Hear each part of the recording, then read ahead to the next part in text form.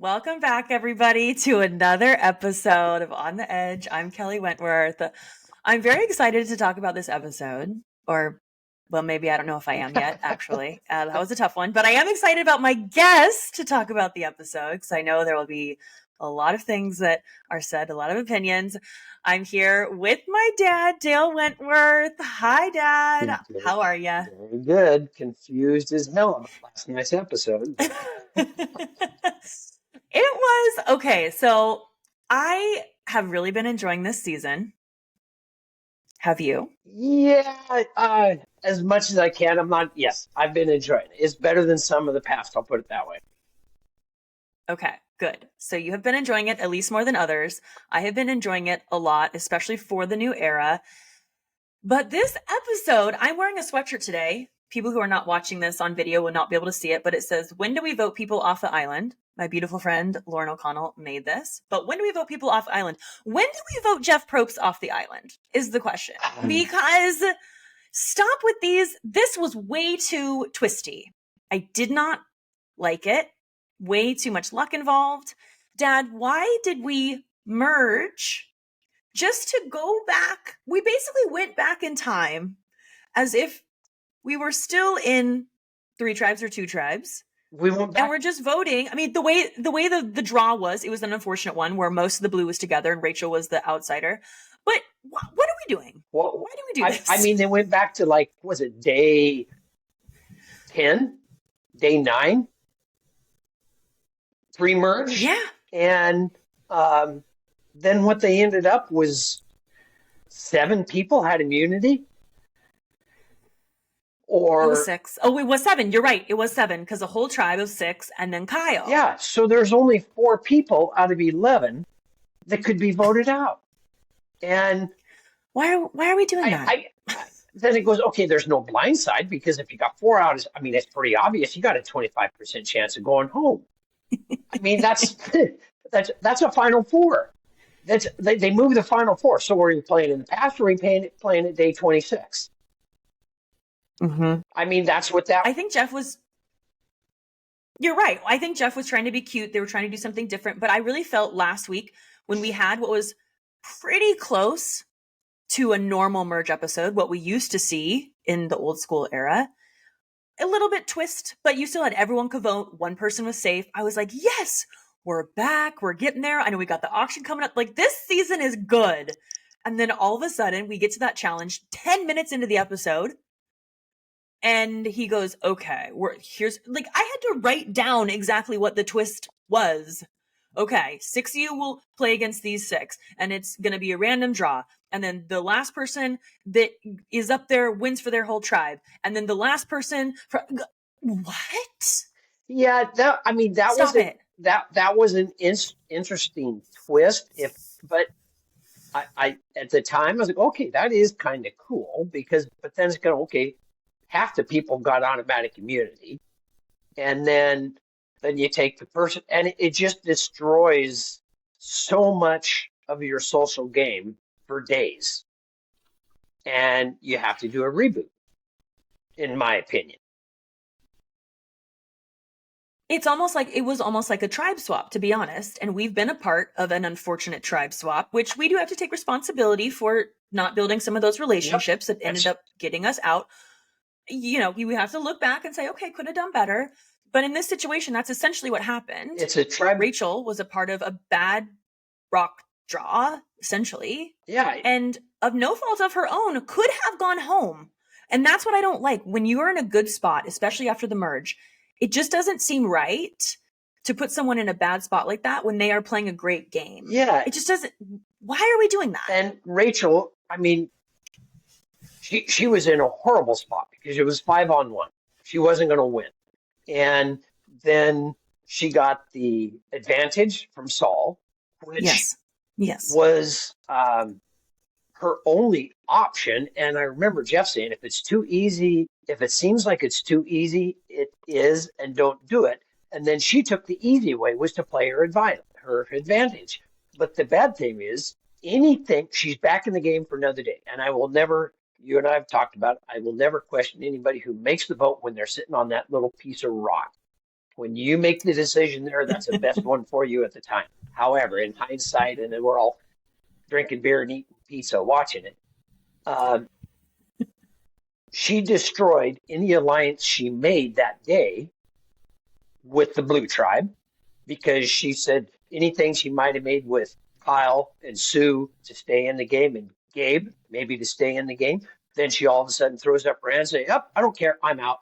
She's at least get the. But she had to leave, Dad. She couldn't stay. I know because. Are you? But what you're trying to say is that this puts her in a bad spot no matter what she does. Yes, just supposedly she had made alliances and she wasn't going home. Yeah, but she had said that I think that they're lying to me. It wouldn't make sense that's true. For them to not keep me. She has to play the advantage. She has to play the advantage because you have to guarantee you're going to wake up the next morning on the game. But now she's put herself in such a bad position that anybody she was trying to make an alliance to, that because they could come back to her tomorrow and say, "We were going to keep you in the game." Now, she wouldn't know that, but so she was in a no situation. And I'll put it this way. Winners at War, Jeremy got the same advantage. He did. He just threw up his hand and said, "Nope, I'm going to be here tomorrow." It had exposed every alliance he made, and it gave Tony the advantage over everybody because it exposed Jeremy's alliance, it exposed everything like that. And from that, it was a downslide. It was an upslide for Tony on the way in, downslide for Jeremy on the way out. It exposed so many alliances as soon as you play that because all of a sudden you say, "I don't trust you, I don't trust you, I don't trust you, I don't trust you," which I understand. You have to wake up the next day. But she's going to come back to a completely different, or she's going to start from the very bottom and have to work her way up to when she starts. But I see what you're saying, but I don't agree, and that's fine. That's why we're here, because she has other people on the other side. That's true. She was never. This wasn't her original tribe. It's not like let's say Tiana had survived this, and then Gabe was still there, and then it comes out that Gabe finds out that Tiana was gunning for her. I think that's a different situation. I think in Rachel's spot, no matter what, you have to play the advantage, and I do think that everyone on Blue will understand that because she was the obvious boot. So yes, maybe there are some people that she'll have a tough time with, but she gets to go back to Gata. She has, I mean, there's potential there of like Andy, Sam, Sierra. I know she was in a bad spot with them, but I just think there's more room for her to navigate. No matter what, she has to play the challenge. I don't think she's even worried, what is the Blue Tribe going to think of me? She's like, I have to get to tomorrow, like you said, and that's the most important. Oh, so I agree. I see what you're saying. She had no choice but to play that advantage. Because but I think yeah, I'm sorry, go ahead. No, but just from the sheer number standpoint, she would have to convince at least 3 of the people for her to stay in. I mean, there's all sorts of things. The only way, if you had played the other advantage and blocked a vote, or I think that was the other power she could have used, was to block a vote. So Saul, I believe Saul was the one who chose what to give the person. Oh, you could only play one. So I think. Yeah. So, but yeah, there's all sorts of things at play. But now here's the other thing.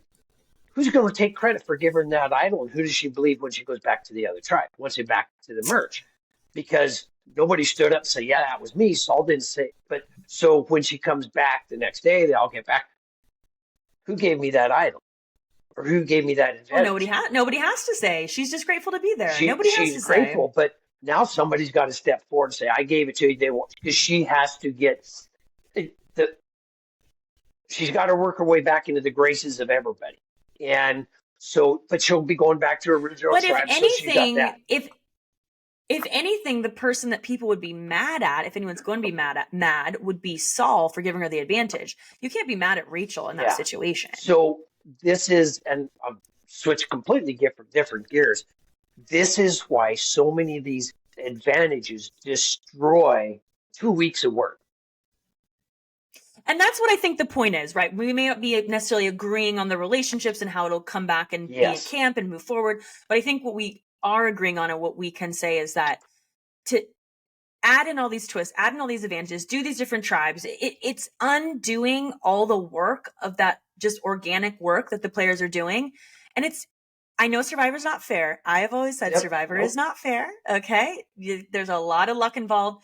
But when there is, I would say, I don't know if it would be production interference, but there's definitely, when production is really like puppeting these different things, it doesn't, I don't agree with it. I will. Let's put it that way. I'll use and I hate to do this. I will not say production interference.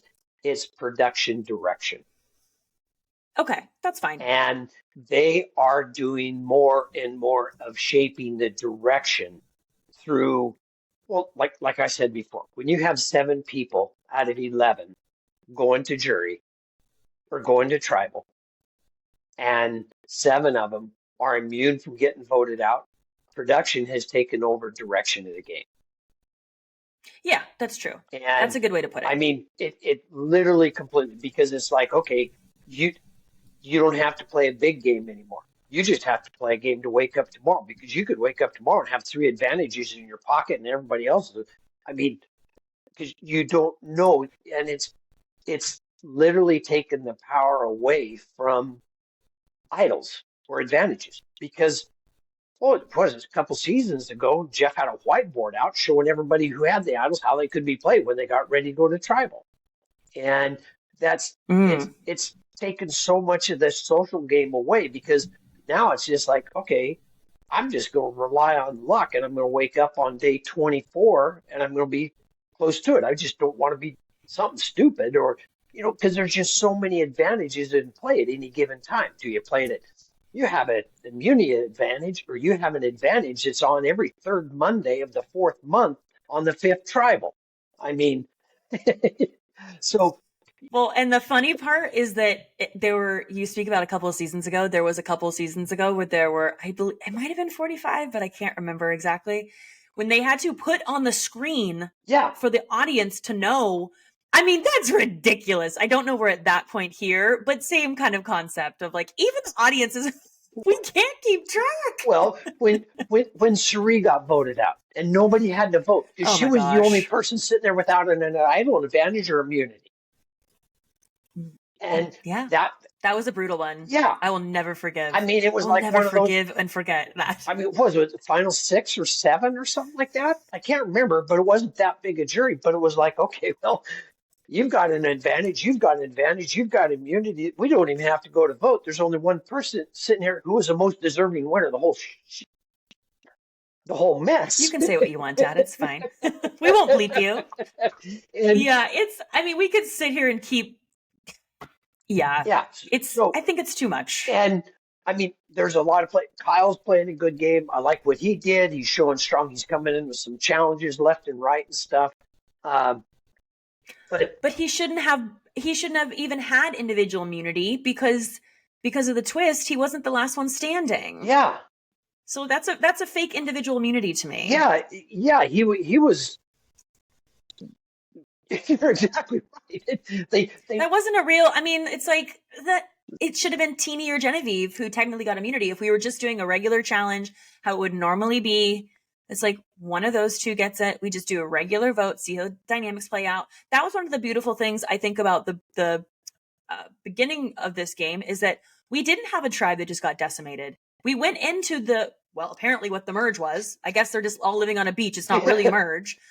But we went in with like pretty even numbers. It was 5-4-4. Yeah. So it was like, oh, this could be interesting. How are people going to turn? We saw in this episode, Andy was like, oh, maybe or Genevieve wanted to scoop up Andy. You're starting to see these new dynamics, and you're like, just let it play. And then it went off the rails. And I mean, I liked how it started, because Andy, when he went back to Saul, he started making demands.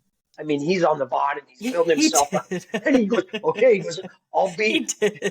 And I'm going, dude, you don't just sit there and say, I'm going to work with you, but before I do, here's my demands. And he listed like 4 demands. And I go, who does that? I mean, and it's like, only Andy, the most chaotic season roller coaster. It's one of those, I got muscle pulls in my face from the eye roll I did. So it's just like, I know. You don't sit there when you're on the bottom begging to be in somebody's making advantage. I guess if you have big enough coconuts to do it.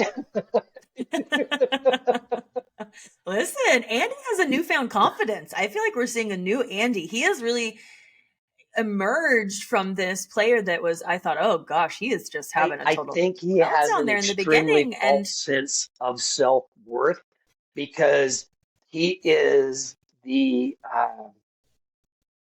easy vote out you can keep in your back pocket. If two tribals down the road, three tribals down the road, all you have to do is pull the Andy name out, and he's going to be an easy vote out.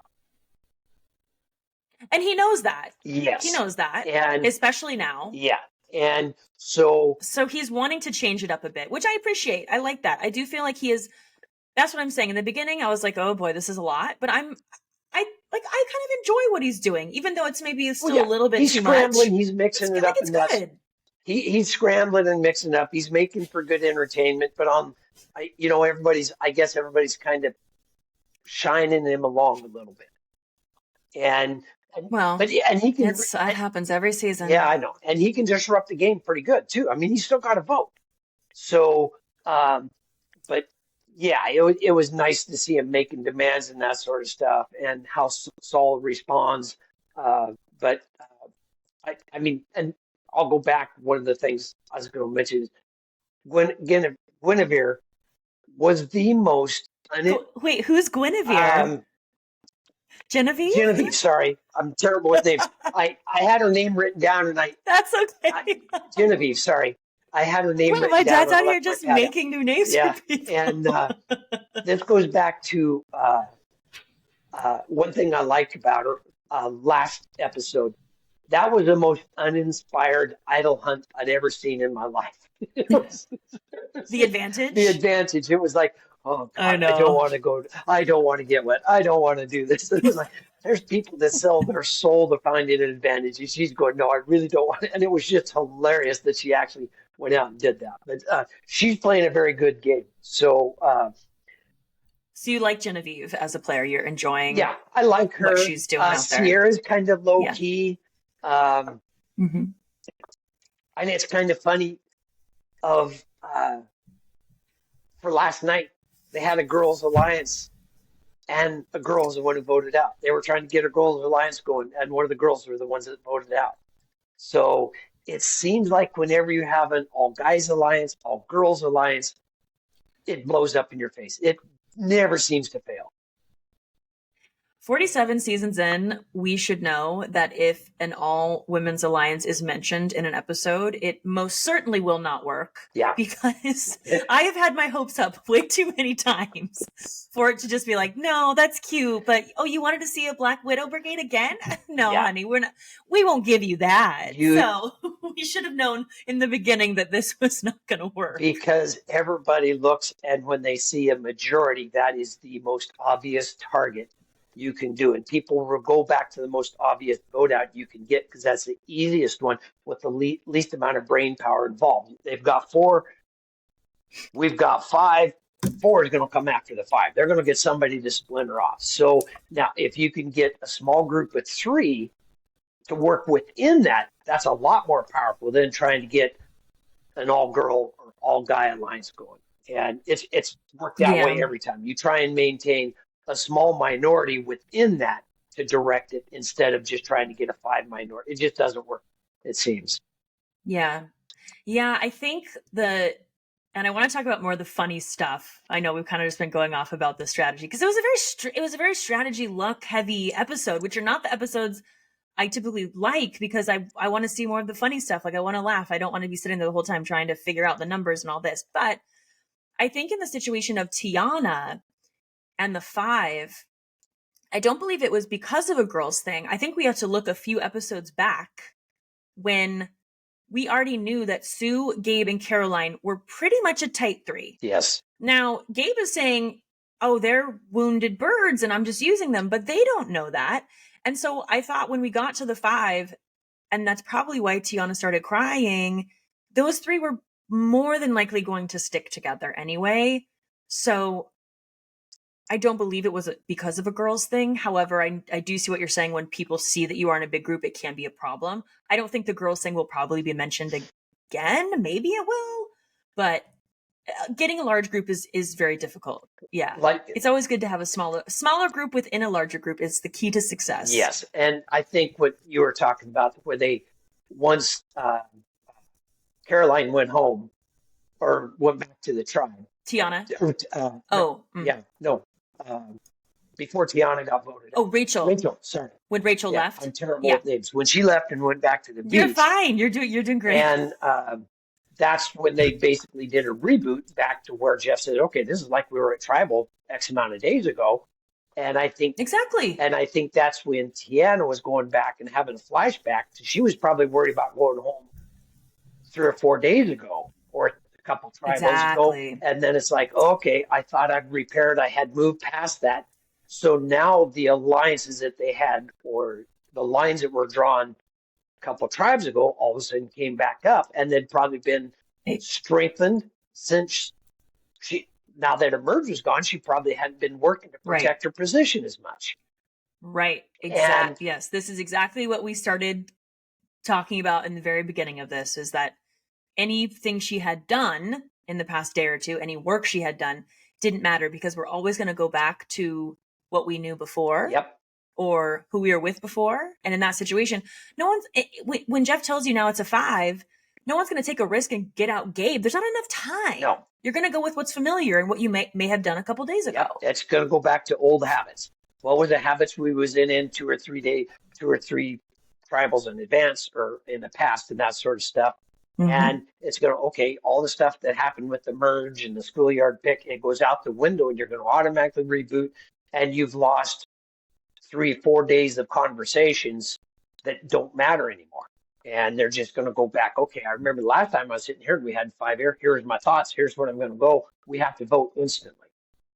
You don't have it. Yep. And they had that little bit of whispering session, but that was just, it was kind of all for show to be. I think they knew we have that tight 3. And the thing is, I didn't see the votes, but I believe there was only Tiana's vote for Gabe. I think even Kyle voted for Tiana. And that's probably because he saw the writing on the wall. He doesn't want to go back to camp and be the one that stuck his neck out and wrote Gabe's name down.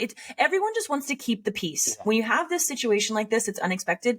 It's just like, okay, we're all on Tiana, go for it. Yeah. Caroline's not gonna try and scramble to save Tiana. It's just not good. No, and I didn't see the votes either, but it was kind of telling that they were split on the stools. If you go back there. Well, yeah. And I'm sitting there going, okay, and you and I know there's nothing that happens on that show by chance. Oh gosh, no. And anyone listening to this is always kind of fun to talk about these behind the scenes things. There's always an order, a walking order into Tribal. And so before we go into Tribal, we obviously travel to the location where the Tribal Council is. We have to wait in a holding tent, is what you'll call it. We can't talk to each other. And right before we walk into Tribal, they give us our order. Yeah, they give us our order, and it's different every time. And the order is where, production does strategically put people where they know those people might actually be whispering. Rachel was front and center because she was potentially the vote out. Yep. And they knew she had the advantage. She's going to be front and center right there. Everyone's on both sides looking at her.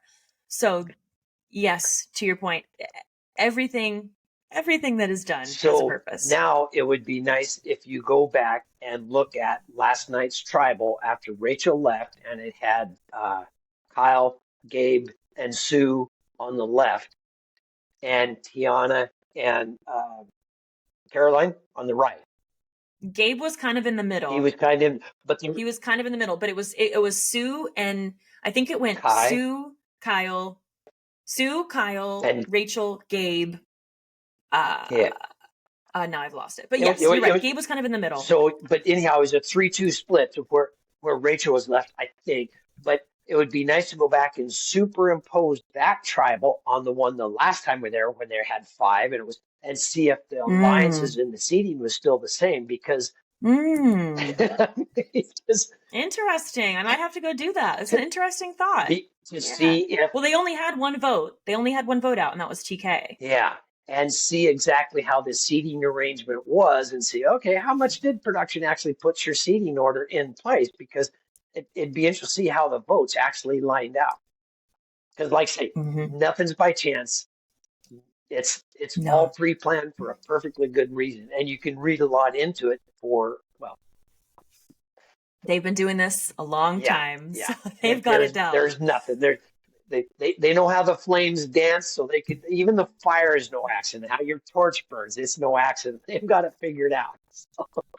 They've got it all. Yeah, it's a well-oiled machine most times. Maybe not this episode, but that's okay. It's Jonny Fairplay, reality TV icon, Survivor Hall of Famer, and I'm talking today about Work Money. Work Money is a non-profit organization that focuses on lowering costs and raising incomes for all Americans to make American life more affordable and American families more economically secure. They provide products, services, perks, benefits, tips, and tools to help members improve their financial lives.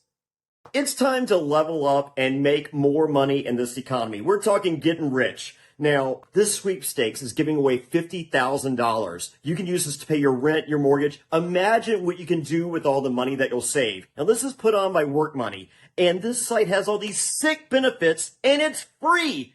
Go sign up right now and get more rich. Now, listen, you can change your life. Now, what would you do if you didn't have to pay your rent or mortgage for a year? Listen, sign up right now for free. Link is available right here in the show notes. Check them out. Personally, I'd get more pinball machines. I'm Jonny Fairplay. I wouldn't lie about that. It's Work Money. More money. Let's talk about, okay, we've talked about all the strategy stuff. Let's talk about something that's kind of humorous. Okay. Because that's what I love to talk about. Okay. The entire food situation, when they won the reward and they go, there was so much funny stuff here. First of all, I love Saul. Yeah. I think Saul is such a good player. I enjoy watching him every week.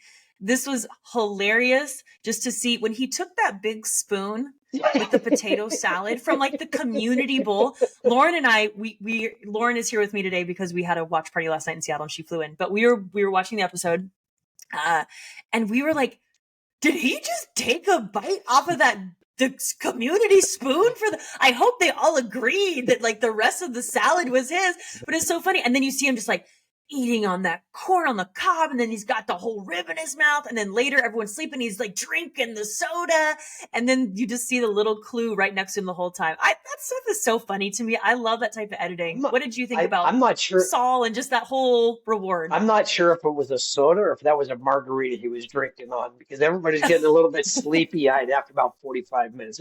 They might have been a food coma, but they also had champagne, I think, going there, but they had beer for sure. They had beer. I can't remember. Anyhow, but yeah, it was like a 4-inch ladle that he had stuffed in his mouth. And it was like, we just lose all sense of everything on Survivor. And it's one of those say, okay, I know exactly. It's like licking the cookie dough off the egg whips or the mixer. When Grandma was making cookies and she gave you the whip at the end of it, that's what he looked like. He was licking the mixing bowl licking it off before the cookies go in the oven. I mean, the only thing that would have been better if he just stuck his face in the bowl and just started licking it. He might have done that. They just didn't show it to us. The way that he was getting down on that food, I would not have been surprised. Yeah. But that was great editing. I absolutely loved that. I thought it was funny that he was the one that the advantage was next to, given the fact he was just going crazy on the food. Andy looked for an advantage. Now, he thought everyone was sleeping, but nah, he's just getting his hands in there and just moving. I mean, Andy, what are you doing? He's certain he was sorting through the pile of ribs that had thrown on the sand, it looked like. Oh my gosh. Smart move though. Yeah, his thought process was there. Yeah. It was about as subtle as it was just funny. It's about as subtle as an elephant in the shop. I mean, Andy, you're looking for something? Somebody looks over. No, I didn't find anything. Really subtle, dude. At least it wasn't me. At least Saul had the awareness to sit down in front of him and stuck it down the back of his underwear instead of. Oh my gosh, that was also funny when because he started to do what Andy was doing. I thought, oh my gosh, is he doing the same thing, like being loud and clinking things and moving things around? But then he did see it, and this is again the luck of Survivor that he was just sitting. He was the one who sat right next there to the potted plant. I mean, why do you put a plant? Why do you put a potted plant in a damn jungle? They also had like a gazebo type thing. But it's like, that's the luck of Survivor. Yeah. Because he was already sitting there when he did see it. It wasn't obvious for him to grab it. Like, let's say Andy had seen it, right? That would have been much more difficult for him to grab it because he wasn't just sitting there. Well, he would have had to crawl across Saul's lap, and who was sitting next to Saul. Exactly. There's somebody else. No, Saul. Oh, yeah. I didn't know who was sitting next to him. There was somebody that was sleeping right next to him when they all had their buffs pulled over their face. And because Andy was kind of in the middle, he was like a third guy from the right, so he had to crawl over somebody. And so yeah, it would have been too obvious for him to just go over. Basically, it had to say, yeah, everybody got an idol, and because it wouldn't have been so. But Saul played that perfect. He just kind of walked up, and then he just basically sat down exactly where he stood up from to begin with, and just leaned up against this potted plant in the jungle of all things. It's like they went to Home Goods and just got some fake. I don't know. Do they have those on Fiji? Yeah. What do they got? What do they got there? What kind of stores are they buying these things at? But it was great. And you're right. He just stuffed it down his pants. I was like, oh, listen, I mean, you put it wherever you got to put it. It's fine.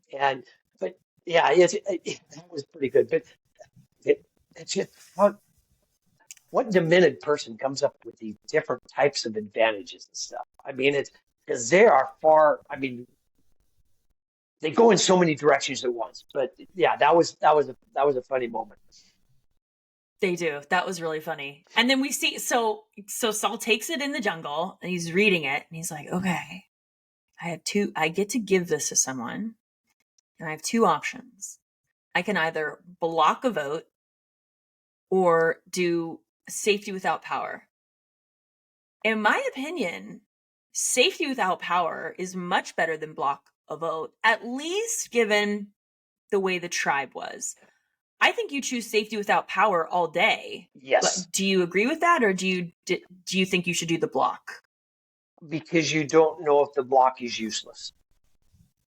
Because you don't know how the votes are going to shake out. Yep. So it's hard for you without knowing who's talking to who. Would that block be advantageous for the person you're giving it to? Whereas a safety without power, that is guaranteed. That's like an immunity idol. Yes. I mean, yes. Because if you do the block a vote and just say it goes back to the exact same tribe, he hands it out just the way it is, and he does block a vote, and it was a 5-1 vote. A block a vote would have been worthless. Mm-hmm. Well, was it block a vote? I don't remember because I can't recall. Maybe I wasn't paying as much attention during this point. But was the block a vote? Is it prior to voting, almost like a steal a vote? I don't remember exactly, so I'd have to go back and look at that. I just watched it once. I didn't do a rewatch, so I don't know if it was. But just say they split along tribe lines like everybody was supposed to. And if she played a block vote on, just say for instance, Kyle, or I don't know, pick whoever it was, she still would have went home. Sure. It would have been. Well, and that's the thing. So the only thing it didn't matter. The only thing she could have, but she didn't have that option because you could only send one. So the safety is the only thing you can play, and because that guarantees even a block vote doesn't mean you will not go home. A safety means you're gonna be able to come back the next day, and who knows, she may come back to the beach tomorrow morning and wake up, or this morning, figuratively the next day, she could show up and find an advantage and reboot her game from scratch. Yeah, 100%. And 100%. But yeah, so Saul did the only thing he could to keep her in the game. So that was a brilliant move on his part. So it was, and it was great. And she did, for her, was like, okay, my husband told me don't go home with anything in my pocket. Yep. And like I say, when you're sitting on that uncomfortable piece of rock, you do not make a wrong decision. Not at that, because it's a. But I don't. No, you're right. But I don't think that was that advantage good past that tribal council. No. Yeah. So again, why would you not? Yeah. If it's only good for that tribal council, you would use it no matter what. Yeah, and that's it. It was a one-time. You could only use that advantage at that tribal. So it was like, I have That's a no-brainer. Yeah, I have to use it. And the nice thing is, and like I say, without watching the votes, it's good, I can't remember the tribe's name, Blue Tribe. Let's go see how their voting fractured along. Did they vote all 5-1? Or was it a 3? I think it was 4-1. I think it was. I'm pretty sure it was 4-1 because I only saw Gabe's name once. Okay. And if there would have been multiple votes, it would have been. They would have been split. Tiana Gabe, yep. and it wasn't. So I'm assuming that Kyle. I think Kyle maybe did want to do something potentially. I don't think that when Gabe was talking to Rachel, I don't think he actually wanted to do something with her. I think Kyle maybe was interested, but it's one of those situations when you're sitting there and you see the writing on the wall. Yeah. You're just going to do what everybody else is doing. Because I don't want to put a target on my back, so I'm going to go with the majority really quick and try to gain traction.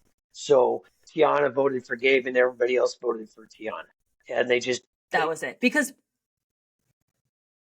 what if Kyle votes for Gabe?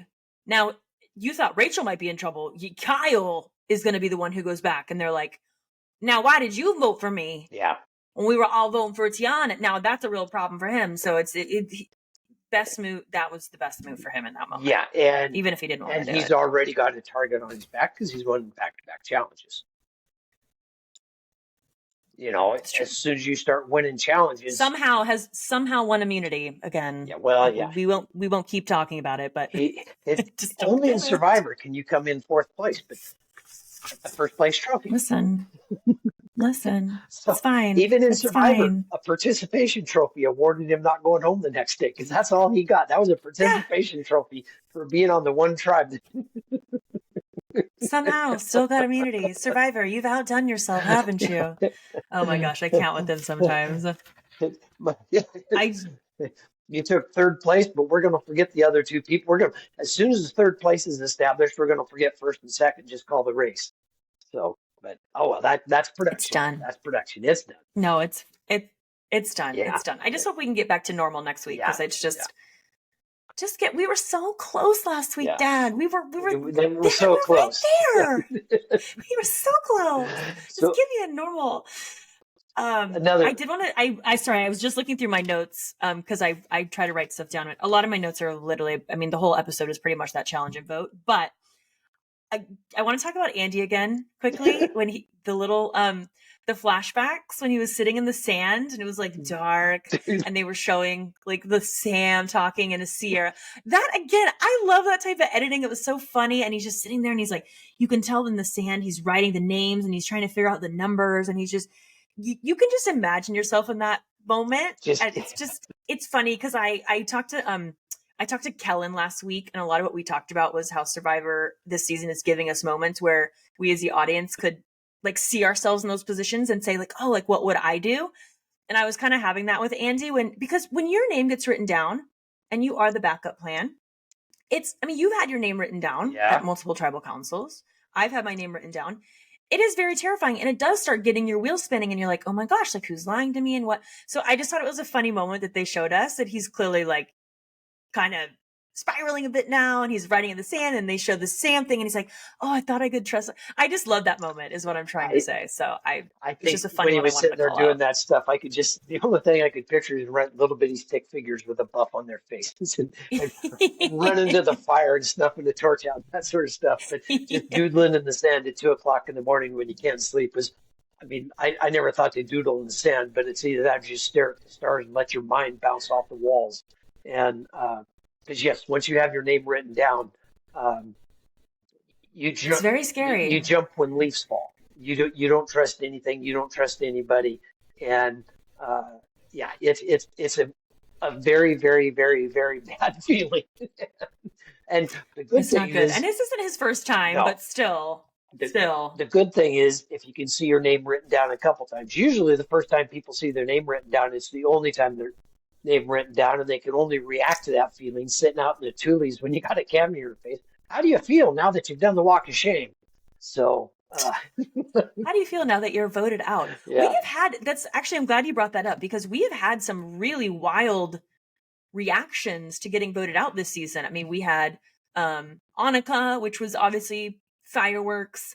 We've had this one with Tiana now where she like did this look back and it was almost out of a movie, right? Like I feel like there was like a tear coming down her face and she was just devastated. And we've had who else? I mean, I feel like there's been a couple that even Rome last week was very vocal when he left and was very grateful. And I thought that not to go back last week, but given Rome's edit and how he was, I did think that was a nice send off for himself. Like I did think that was nice that he was very appreciative of the game and appreciated the players, because I feel like, wow, that's like a different Rome than we've seen the rest of the season. Yeah, so there was a vote off. I can't remember the guy's name. This season? Yes, where he was very subtle. I'm terrible with TK? names. No. Was he on the Blue Tribe? What tribe? I think he was on the John? No, he was I'm trying to think of all who's been voted out. The guy with the mustache, he was an older guy, Indian. Russian. Keyshawn? Keyshawn. Oh, Keyshawn. He had a really subtle, like, hit in the chest. His wasn't very emotional, but it was just like, it was hurt. But but back to your original point was, we did have all these people looking. Love you guys. Great playing with you guys. I know. It's like, they just got gutted on the stage, and they're showing their feelings, because it was.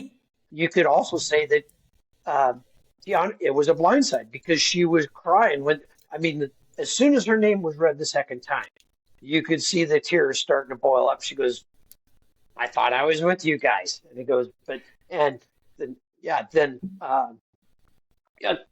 How much, Dad, how much was that though? Because she was crying before that, and Probst asked her, "Why are you upset already before we have even voted? Is it because you think it's you, or because just you have to do someone else?"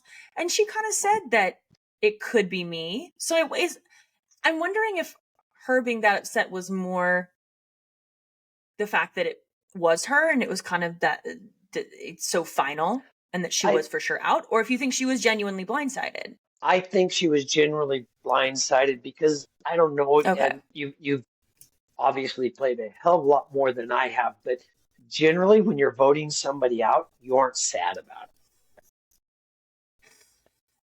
Yeah, I know. It's true. It's true. At least someone like Andy's honest. Last week he's like, "I loved blindsiding Annika." I was like, "Oh my Lord." Yeah, you might feel bad. You might feel bad, but I think most of the time you don't know or believe it's not you, and so you are happy because that's getting you're getting ahead one more day. Yeah. You're moving to one more day. It boils down to one simple philosophy. If it's not going to be me, it's going to be you, and I'm going to be happy about it. And listen, Sandra Diaz-Twine won twice playing that way. So you cannot let it be. You can't feel sorry because you one day at a time. Yeah, you can't feel sorry because you outplayed somebody, because that's what you're doing. And granted, and for me, I guess I'm a little bit more callous about this, but I really don't know you that well. I've only known you for 2 weeks. I would vote out somebody I've known for 20 years. So if I've known you for 2 weeks, I'm not going to lose any sleep. You would have voted me out? You're such a little... No, I'm just kidding. I know. Well, you know what? On my vote out and your vote out, I genuinely thought that we potentially had... Well, I don't know. It was a tough one. We were not in a good spot, but we don't need to relive that, do we? No, we don't need to. We weren't in a good spot. It was expected. There's nothing that could happen. It was just tribe merge stuff happened, and we couldn't break alliances and taken 2.5 weeks to form before we got there. And playing with pairs is very difficult. I'm glad they haven't brought that. The numbers were just too strong against us. But it is what it is. We don't need to relive that nightmare. That was about 10 years ago. I've already managed to move past it. Almost. I don't think about that very often. Well, and here's another thing we haven't talked about. The fact that Tiana, salt in the wound, didn't even make the jury. Oh, I forgot to mention that. That's what I'm saying. Because I was thinking about us and the pre-jury trip and how they don't do the pre-jury trip anymore. And then now I'm thinking, not only did she get a part of this horrible twist and is voted out, doesn't even make the jury. Why are we 2 votes into a merge and people still aren't making the jury? And what is one of Jeff's things during pregame? What does he tell you? Or he'll tell you at the first, or sometime he won't record it, but it's when he's one of those in between moments. We got to change tape that they're doing. He goes, if you're just playing to make the jury, he goes, you may as well quit now. Yeah, he does say that. He goes, so for all the guys who voted Tiana last night saying we just want to make the jury, if by chance I would ever get back to the game, the first thing I'd say, I never want to sit on the jury because you're guaranteed you're going to be third place. Well, it is because this is a new strategy I have never heard proposed before. Well, look at it this way. If you sit there and say, I want to make the jury, well, if you're on the jury, you're going to judge the winner. I don't want to be on the jury. I want the jury looking at me. But you don't want to be pre-jury because we've been there. You don't want to we don't want to do that. You get a lot of free beer, but that's about it. Well, now you just get to go home. Now you just get to go home. But I mean, if you're playing to be on the jury, you're playing for third place or worse, or fourth place or worse. And I think it's a milestone. Yes, is more because it is. because you know how it is. Yes. If you're not, at least I felt. I don't know how you felt about this in San Juan del Sur, but it's difficult not being on the jury. Not because you get to vote for the winner and all that, but you do. This may not be for everyone, but you do feel a bit disconnected from the season and from your other castmates because you weren't there from start to finish. Like you didn't really get to see a lot of the game. Well, and so it's kind of hard to. I don't know how to describe it. Maybe it's just kind of a little bit difficult. It's like taking 2 bites out of a cheeseburger and leaving it down and not eating your fries and walking away. We would never do that. We love burgers. Yeah, it's just it's like halfway through the meal, you get halfway Thanksgiving dinner, you sit down and and they put the big plate out in front of you and okay, here's a salad and you got your turkey and mashed potatoes and gravy and dressing, that sort of stuff, and they take your silverware away and make you go sit in the corner with the kids. You go, wait a minute, what about that? And so you have to watch it from afar. So yes, I understand why everybody says you want to be a jury because you're involved in it from start to finish. Yes. But from Jeff's standpoint, he's saying if you're trying to make the jury, you're missing the bigger picture. You should be playing to win the game. No, that's absolutely what he's saying. Yes. You are correct in it. Yes. So and Jeff's whole job is to make good television and have good games happen. And so he doesn't want a bunch of people just like voting out the easy votes, voting out he wants to see. Why do you think Rome got so much screen time? Because hello, yes, and it's good television. Love him or hate him, he's great television. I say it every single week. Yes, and I can't. I don't know how he is in real life, but like on TV. Yep, and realistically, 2 of the guys that are. He made some great moves. He was a chess king after all, just like the slot machine guy was. He's a legend on the first season.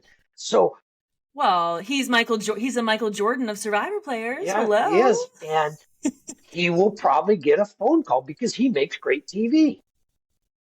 Exactly. And you know what, Dad? Didn't make the jury. Didn't make the jury. There's a lot of great TV players, and it's just wasted.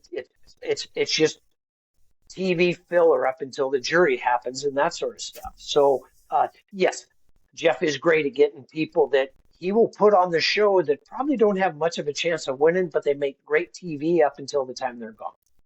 And because where I was reading about it, that they said he'll only pick like 5 people that realistically have, maybe it was one of his interviews or something like that realistically have a chance. Some of them, Spencer surprised him. He goes, he never picked Spencer to do anything on Survivor, but he filled him as filler because he was an interesting guy. And here is a guy who finished up in the top 3, did a phenomenal job each time he did it.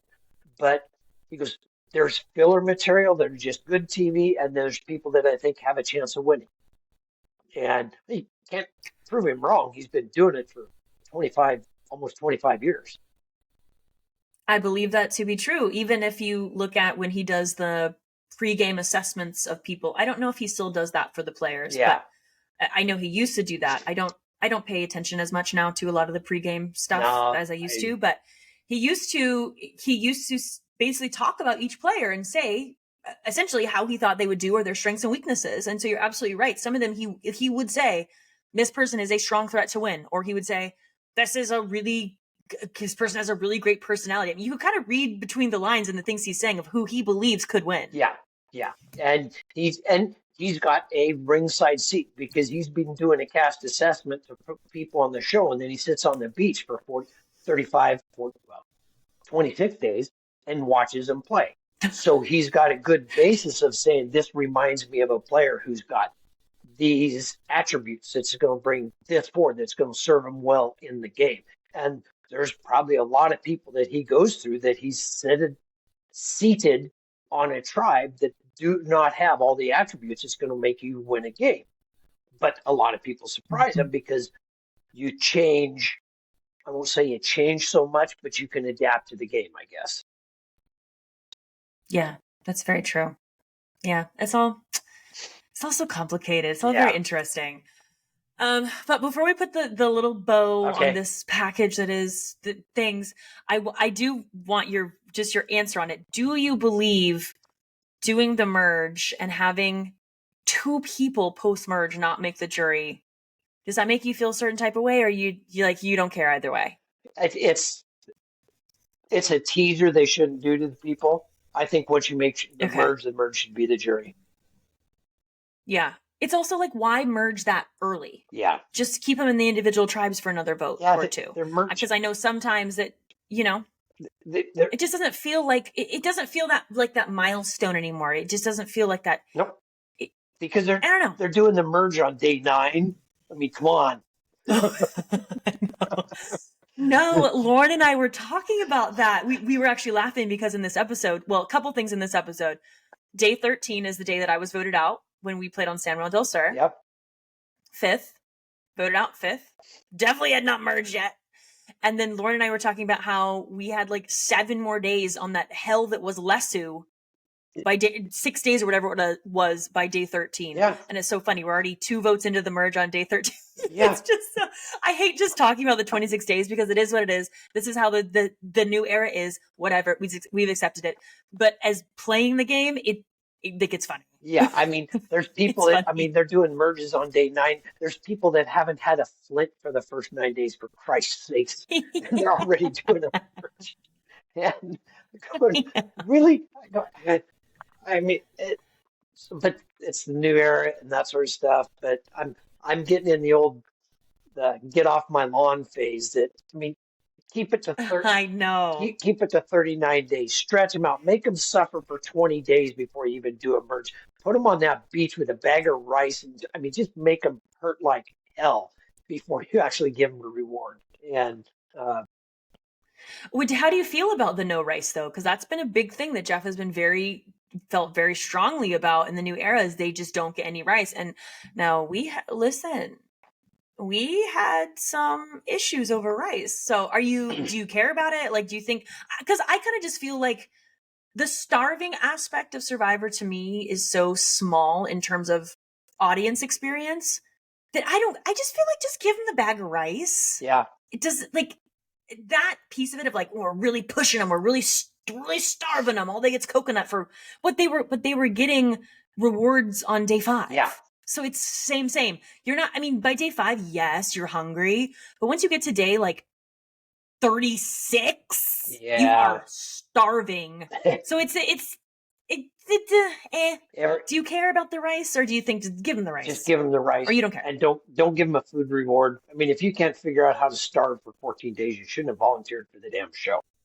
And I mean, it is Survivor for a reason. They've taken away the punishment or the sufferability of Survivor. It's not as front and forward as it used to be before season 35 or even before 40. I mean, you look at actually, if you go back some of the earlier seasons, they had canned food.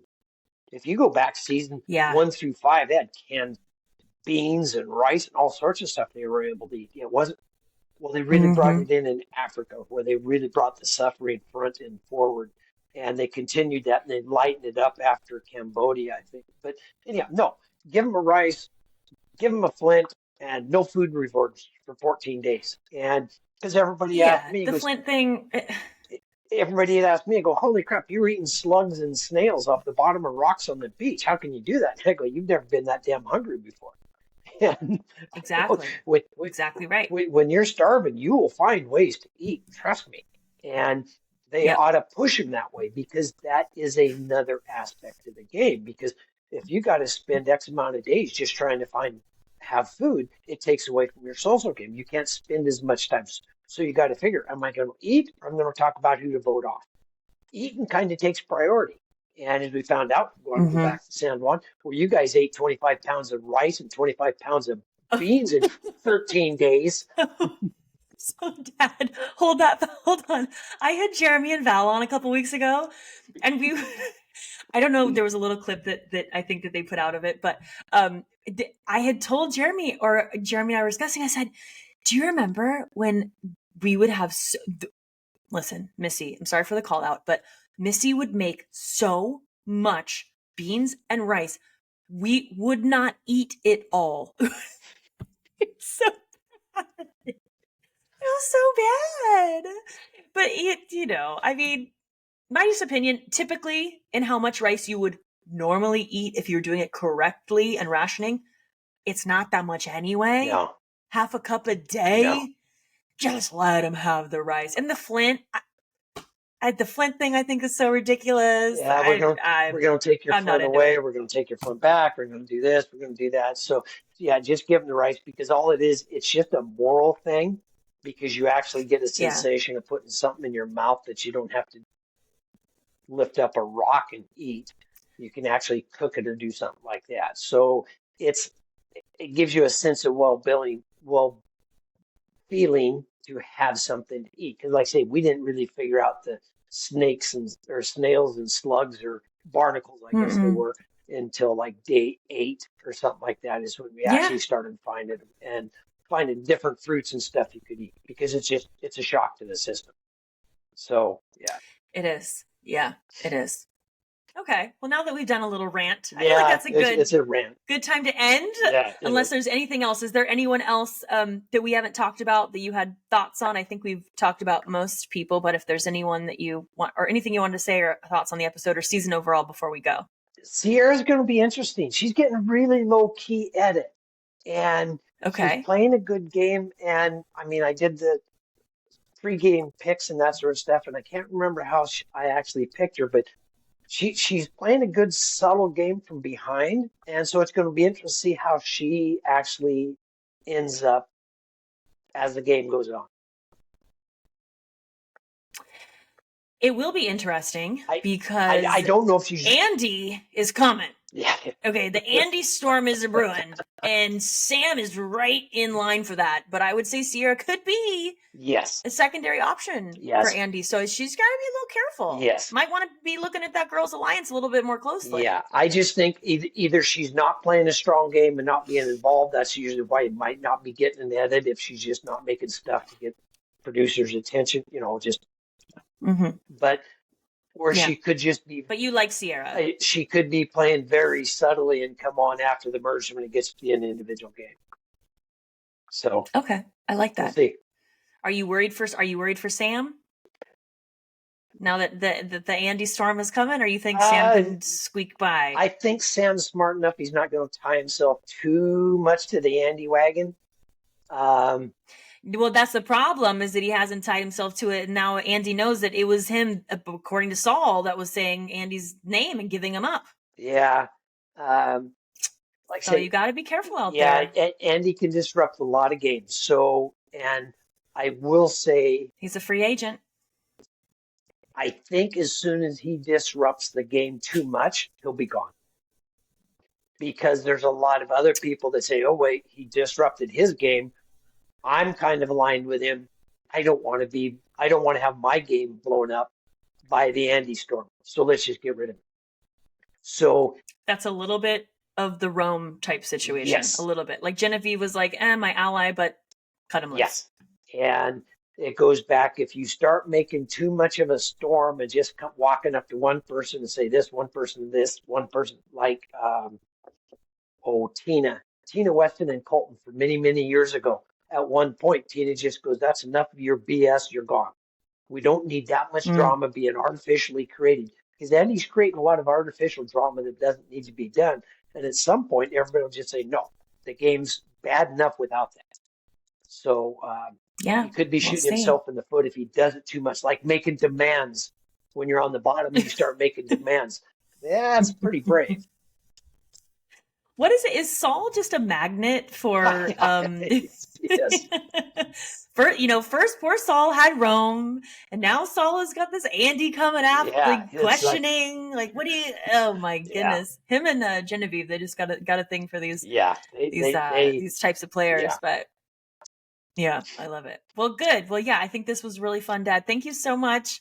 Always love hearing your thoughts. Even, we can agree to disagree or just disagree on things, and that's fine. But that's what makes Survivor fun. Everybody's got an opinion, everyone, different strategies. Yep, gets to watch and see, what they think and what they would do. So, thank you so much, It was Dad. fun to I be appreciate here, you, and I'd say I'll talk to you soon. But I mean, I'll definitely talk to you soon.